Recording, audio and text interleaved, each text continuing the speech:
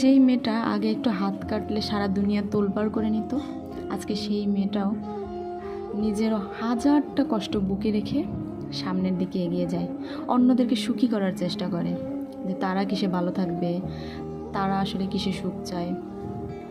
এই যে আমার এখনও মনে পড়ে, আমি ফোন টিপতেছি হাতে নিয়ে, আমার দাদি এসে আমাকে ভাত খাইয়ে দিত।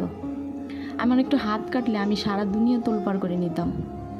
আর আজকে সেই মেয়ে, আমি নিজের হাতে সংসার সামলানো শিখে গেছি। আসলে মেয়েরা না মায়ের জাত। আল্লাহ তাআলা মেয়েদের মধ্যে পুরুষ তোমরা বুঝতে পারবা না, মেয়েদের মধ্যে আল্লাহ তাআলা অনেক বড় একটা শক্তি দিয়ে দিছে।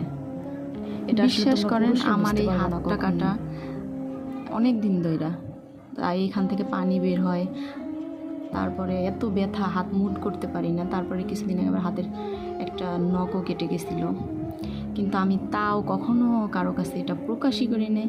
আমার কষ্টগুলো আমি আমার নিজের মধ্যেই রেখে দিছি, চাপা ধইরা থাক আমার মধ্যে একান্ত। তারপরেও আমি চাই অন্যরা সুখে থাক, অন্যরা ভালো থাক। এই যে সেই হাত দিয়ে নিজের মেয়েকে সামলাই, নিজের সন্তান সামলাই, সংসার সামলাই, স্বামীর নানান আবদার পূরণ করি।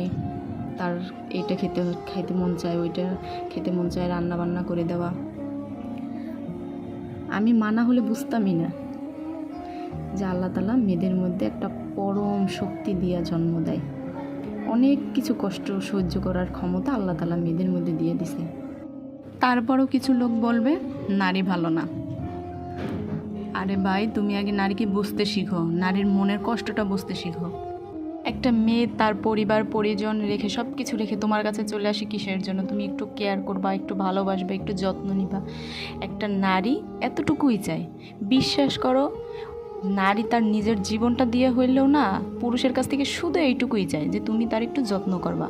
নারী হলো যত্নের পাগল। তুমি যত বেশি যত্ন করবা, নারী তোমার প্রতি তত বেশি পাগল থাকবে।